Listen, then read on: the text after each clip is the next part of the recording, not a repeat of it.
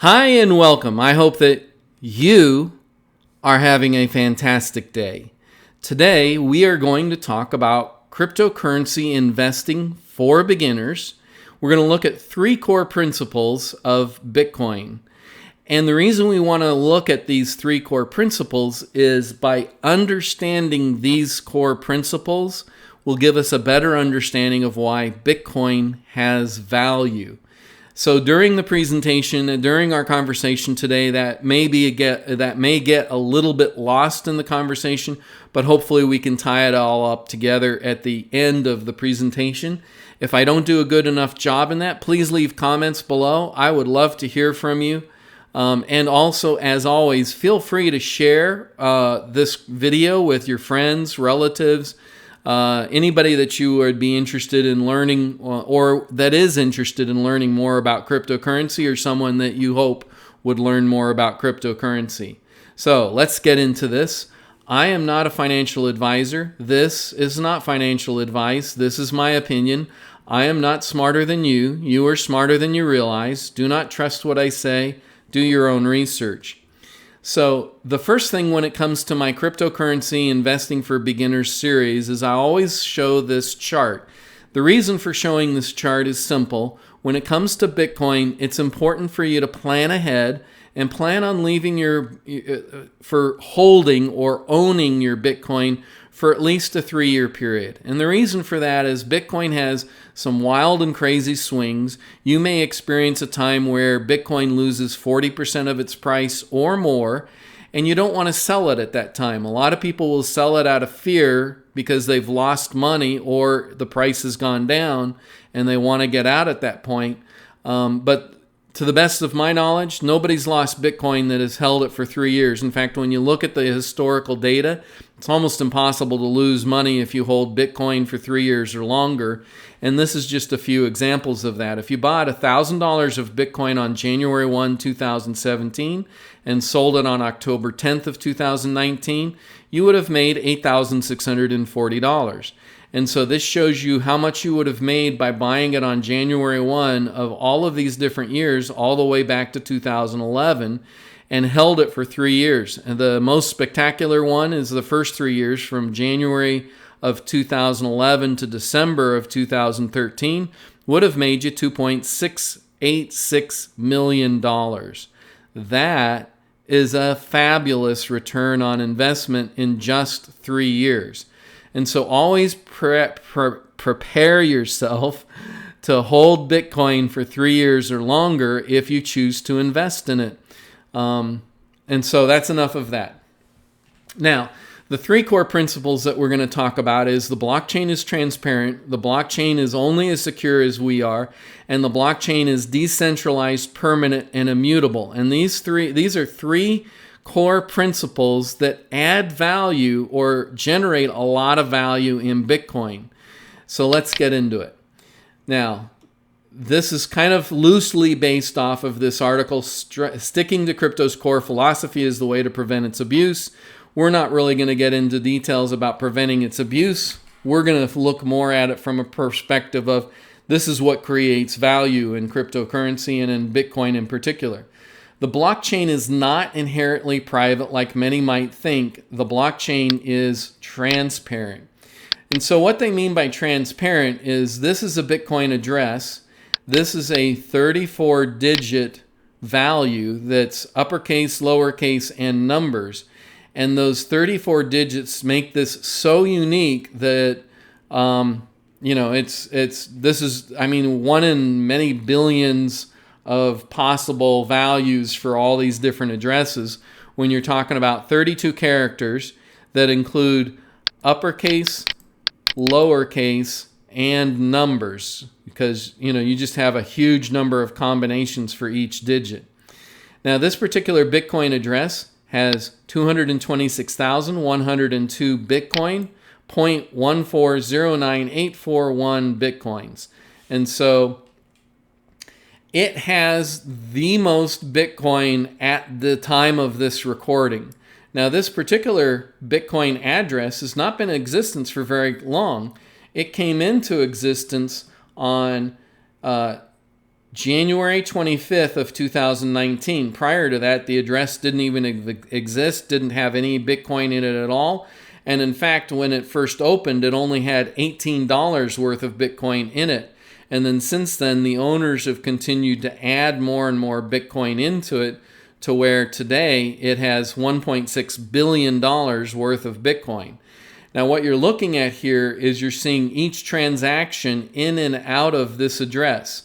Most of these, as you can see, the positive numbers, the plus signs, almost all of the transactions are deposits into this account with only a very few withdrawals out of the account. And that's why they've accumulated such a large value. 1.6 billion is a large value of Bitcoin. And so one of the things to keep in mind is when you have a Bitcoin address, if you want to ensure your privacy, then you want to make sure that you keep your address anonymous and that nobody knows who owns that particular address. In other words, you go to a lot of YouTube channels and they say, hey, if you want to give me a donation because I'm doing this great YouTube channel, and if you want to help contribute so that we make funds so that we can keep the channel running, then here's my Bitcoin address that you can donate. Well, you know that address belongs to that particular YouTube personality, and if you look up that address, you can see all of the transactions in and out of that address. You can actually figure out, oh, this guy's getting X dollars per month in donations, or wow, they had $1 million or whatever. They had a really large donation on such and such a date, etc., etc. And so now, why is this important? Why does this give Bitcoin value? The transparency creates trust. We know that we can trust Bitcoin because we can validate or verify that the transactions are accurate, that people aren't double spending money, that people haven't stolen money from one address into another address, etc. We can validate the accuracy and authenticity of the transactions. And because of that transparency, it gives Bitcoin a value of trust that we haven't seen in other mechanisms. We don't get that kind of trust out of a bank account. The bank can do things that aren't transparent, aren't obvious to people. If we knew that they were, XYZ was happening, then we may not trust that bank. Such as if we could see the addresses going on, we may have realized earlier that Wells Fargo was creating all of those phony bank accounts, and people might have said something earlier if those addresses, if those bank account numbers had been public information. So that's just kind of one example of it, but it helps gives trust in an area where we don't always have the most trust. So the next thing is the blockchain is only as secure as we are. Accountability falls on us.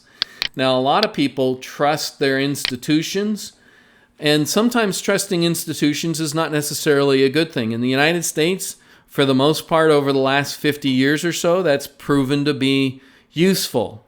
Our banks and other institutions have proven a large degree of trustworthiness. Now, you may feel that they're not trustworthy because they're printing huge amounts of money, but that's a whole different conversation. That's not about not about the money that you have in a bank account being stolen or not being replaced if something happened to the bank.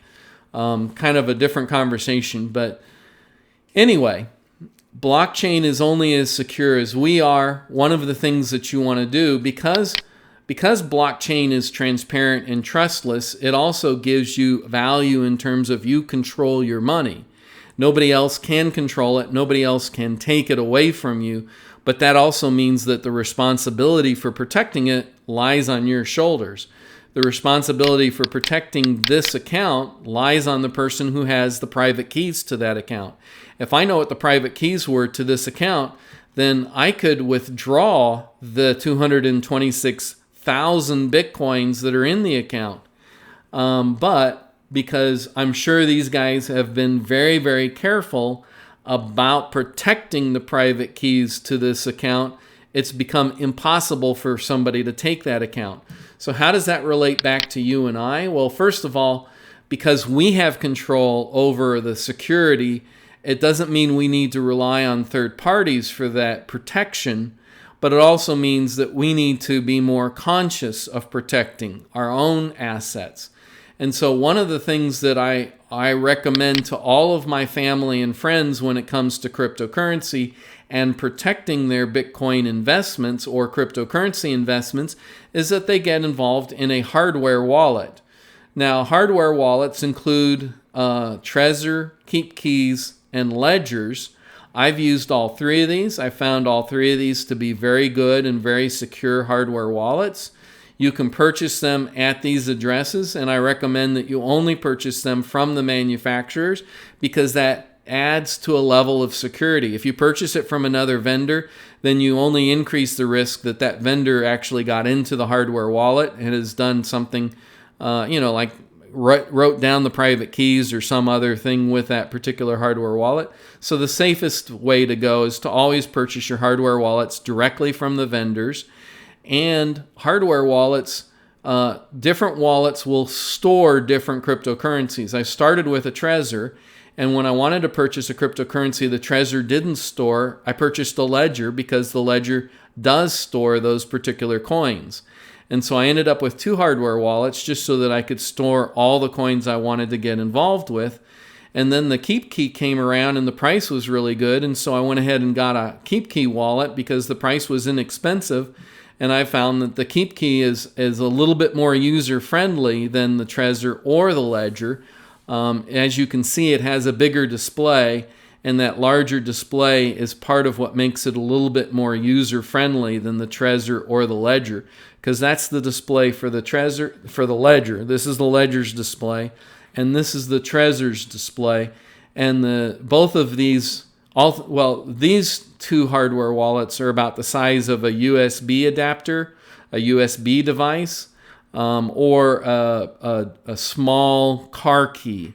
They're in that kind of size range, and then this one is actually a little bit bigger. It would be the size of a larger car key, but that's also square and thin in shape. This is thinner than most car keys are. So anyway, hardware wallets, always a great idea. There's a campaign going on that's basically called Not Your Keys, Not Your Coin. And the reason why that campaign is going on, and it's for January 3rd of every year, is because they want to encourage people to take their cryptocurrency off of the exchanges where it's less secure and put it onto preferably a hardware wallet, such as one of these three. You can use a software wallet, but if anything happens to the device that has the software, you've lost your coin. So if you have it on a software wallet on your tablet or on your laptop or on your personal computer or on your cell phone, those software wallets, if they get lost or what is the word I'm trying to think of? It suddenly is eluding me. Fudged up, where the files are damaged and the files are no longer usable, then all of a sudden that wallet will no longer be valuable and you will have lost whatever cryptocurrencies was stored in that wallet. The nice thing about the Trezor, the KeepKey, and the Ledgers is they do have ways to back them up that are fairly simple, and if you ever damage or the hardware wallet gets destroyed, then they can be reset up by using the backups. But all of that is not for today. We can go into a deeper dive into hardware wallets at another time if people are interested. Just add comments to the comment section below, and I'd be happy to make a deeper dive in some other video.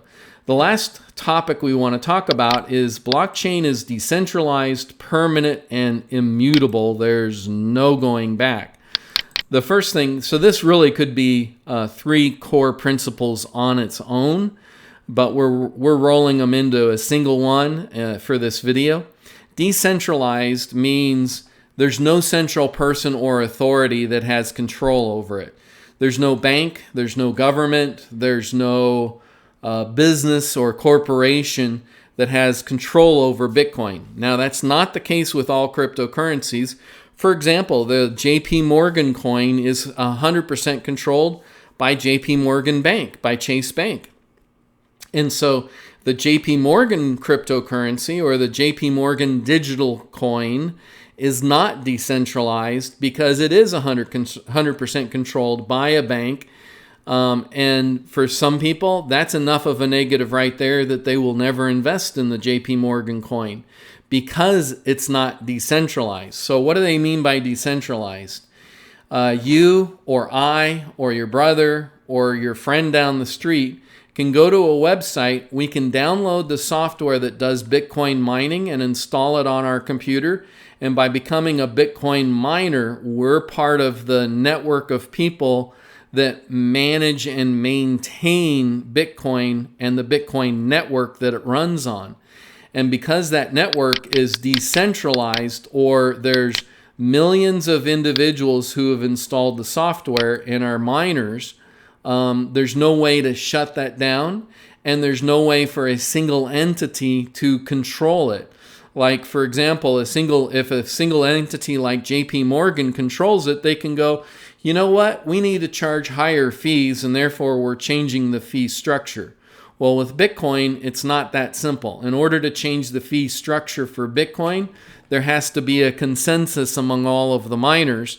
And as long as the miners have consensus, then that gets added into a new version of the Bitcoin program, and then that new version gets downloaded on certain dates. And once those dates hit, then those new versions of the software get utilized, get implemented. And on those dates that they start running those new versions of the software, that's when the fee structure would change, or the miners structure would change, or different aspects of the Bitcoin network would be enhanced or altered or whatever. You know, a lot of the new versions just simply improve its performance or add new features and different things like that. And so Bitcoin is decentralized, meaning there's not a single point of authority. And the decentralization also adds value to the Bitcoin network in one area that a government can't come in and say, oh, shut that thing down. Well, there's no single person to shut it down. With millions of computers that are all run by independent individuals, the only way for a government to shut it down is to go to all the individuals around the world that have this installed on their personal computers or other devices and are mining the network and forcing them to shut it down. And so that's not possible. China's been trying to do it for more than 5 or 6 years and have been completely unsuccessful at accomplishing that. In fact, China is one of the largest. They have more miners in China, and they have more Bitcoin actually held in China than any other single country. China is one of the largest players when it comes to Bitcoin and other cryptocurrencies. And a lot of that is because it is decentralized, because the government of China doesn't like it, but its decentralized nature has evaded their ability to shut it down. Bitcoin is permanent. So when you make a change on this blockchain, that change is permanent, and the only way to alter it is to create a new record. So all of these records are permanent in the blockchain. The way that the chain is built, the way that blocks are added, is through cryptographic hashes. And a cryptographic hash means that you can take any file, and that file could be an image file, an audio file, a video file, or just a file of letters and numbers, such as this would be a ledger, and in this particular block are a whole bunch of transactions on Bitcoin. There's not just this one transaction, but there could be hundreds or thousands of transactions in this block for other addresses in addition to this one address.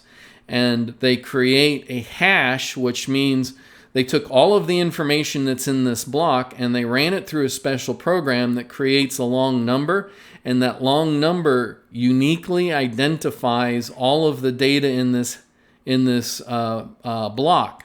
and it would identify all the data that's in, say, a video file or a picture file. So if you had a picture and there was one pixel and you changed the color of one dot in that image, that would force the hash to be significantly different in such a way that you would know that that picture was not an actual duplicate of the original picture.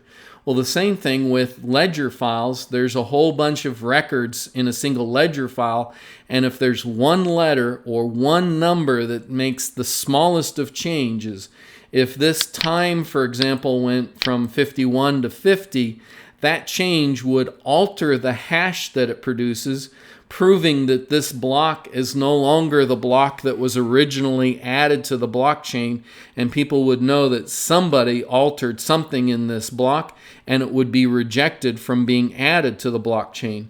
And people would go back to the versions that didn't have that change in it. And so all of that makes the records permanent. Now, the conversation about permanent and immutable kind of blend into each other, but they also talk about different aspects of the same subject. So permanent and immutable are looking at the same mountain, but they're looking at that mountain from different directions. You could say that permanent is on the north side, immutable is on the south side, but it really is kind of the same conversation. So what makes something immutable means that it cannot be changed, just like something that's permanent. And so this kind of addresses it. Let me go back here, and this will help more. We talked about how we've created a hash that makes this permanent, and the hash also helps identify when things have changed, and it's the changing of the values that we're talking about when we mean immutability. And the permanentness means that once it's been added to the block, the only way to create a different value is to add another record. And so one is saying, hey, it doesn't change, and the other says, once it's been added, it's always going to be part of the whole. That if this one record here was missing, then that would change the hash value that was calculated on the entire blockchain, and somebody would realize, oh, there's a record or a block missing out of the blockchain. Or if you just simply changed a single number, such as the seconds in this date time stamp, then they would realize that this block has been altered somehow.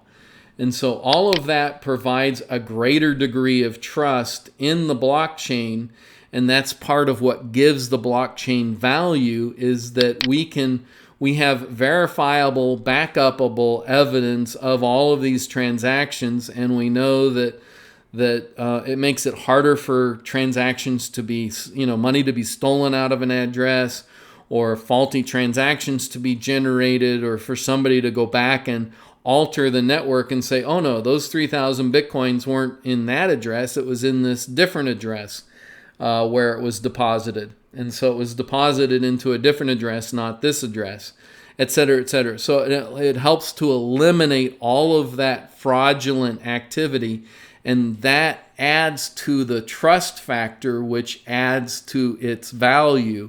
And all of these are things that add up and give cryptocurrency a value that you don't see in other kinds of assets because of Bitcoin's unique nature. So I wanted to read this to you as well. Similarly, at the heart of blockchain lies yet another simple principle, the decentralization of trust. Bitcoin came into existence at a time when centralized structures like banks and governments were using money and data recklessly for their own gains. The trust we've been giving to centralized authorities with little to show can now be distributed between you and me and billions of other people. We've been gifted with a powerful piece of technology, a technology that involves and empowers individual people. The transparency that blockchain offers can make us vulnerable. Decentralization that holds no single entity accountable for loss, and the immutability that can't reverse transactions all seem like glaring weaknesses of blockchain, but on the contrary, it's its greatest strength. Transparency is the key to trust. Without it, our trust can easily be betrayed. In fact, our trust is being betrayed. With no single point of attack, The decentralized nature of blockchain offers more security, can't be stopped by government entities, and is censorship resistant. The immutability of the blockchain offers integrity and assurance and is resistant to outside tampering. And so I covered the outside tampering and several of these other subjects in much more detail than the article went into. That was why I didn't read a lot of those other excerpts in the article. And so the last subject I wanted to cover in this video is, will cryptocurrency change? The way we see cryptocurrency today will be significantly different than the way it's seen tomorrow.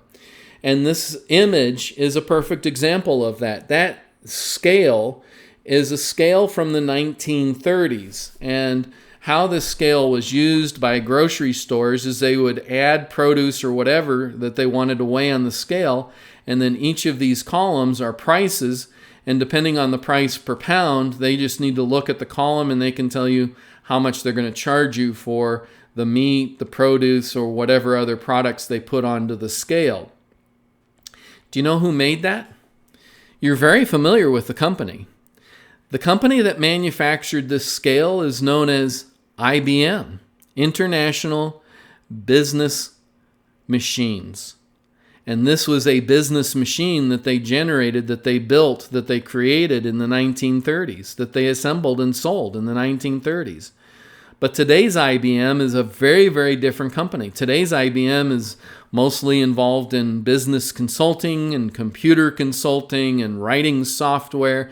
Today's IBM still handles mainframes and mainframe software and does a lot of different things along those lines. Today's IBM is a huge corporation that no longer builds meat scales or produce scales. They no longer do this. In fact, these kinds of scales have gone out of vogue a long time ago with the addition of digital technology. So what cryptocurrency is today will be very different from what it will be in a year from now. I mean, we're seeing all kinds of interesting projects getting built on blockchain and other cryptocurrencies, such as there's a whole bunch of cryptocurrencies out there that are involved in decentralized finance, where people are making and receiving loans on blockchains. There's other applications that track produce from farm to grocery store. There's other applications out there on the blockchain that is used for selling digital items that are used in video games. So you can buy a piece of armor or a special weapon using blockchain. And so the applications that blockchain is getting involved in goes on and on. There's thousands of projects out there that companies and different people are building on top of cryptocurrency. And so while cryptocurrency may sound like it's just Bitcoin and you buy a little bit of Bitcoin and store it in a hardware wallet, the future of cryptocurrency it's exploding today. It's exploding today with all of the different types of applications that are coming out. I know of another cryptocurrency company, and their specialty is storing your data files in a decentralized network. So if you have a Gmail account and you're storing pictures up on your Gmail account, they would be competing with that. But the difference is with Gmail, your pictures are stored in one location, and if that location gets hacked, your images and all of your other information is exposed to the person that hacked your account. Whereas the difference with a decentralized network is because those files are broken up into small pieces and then distributed among millions of computers. No one computer has the entire file. And so just because somebody hacks into one computer, the only way that they can get the full file, the full picture, is by hacking into the thousands of computers that hold your file. But out of the millions on the network, they don't know which thousand have all the pieces to your image. And without all of the pieces, they can't see the whole picture. So there's lots of fascinating things that are going on with blockchain, with cryptocurrency, and its future is just in the very, very beginning stages. Just like the internet was in 1995, where the only thing you could do was dial up and get onto boards where you were chatting back and forth and typing in, like you type in words into a chat room. That was, or putting words into an online forum where somebody would read and add another comment on the forum. That was kind of the extent of the internet back in the 95s, because the internet access was so slow you could not stream a video, or you couldn't stream a phone call, or you couldn't stream audio messages over the internet because of its speed back in 95. But with all of the changes today, we have smartphones that can do things that we never would have thought of back in 1995. It would have been like all the conversations about Dick Tracy having a phone on his wrist was unimaginable back in the 30s, or I don't know how, what year Dick Tracy was created, but it was a long time ago. The types of things that we're going to see out of cryptocurrency and out of the internet will be so radically different than what we've got today. In 10 years, 20 years, 50 years down the road, things will be significantly different. So it's kind of an exciting future. We're getting into lots of different changes, and it'll be interesting to see where all of that goes with time. How can I be of service to you? If you have any questions, if anything that I said was confusing, if you like me to talk about something that I didn't touch on very deeply or talk about in a way that made sense to you, please leave a question in the comments below. If you don't want to leave a public question, you can always leave a private question. I set up a Google form, and the link to the Google form is also in the description below. And if you disagree with anything that I've said, I would be very interested in hearing about your polite disagreements, because you know things I don't know, and I know things you don't know. And together, by learning from each other, we can grow and become smarter together. In the meantime, I hope that you'll share this video with friends and family, and that you'll like, subscribe, and hodl. I hope that you have a fantastic day.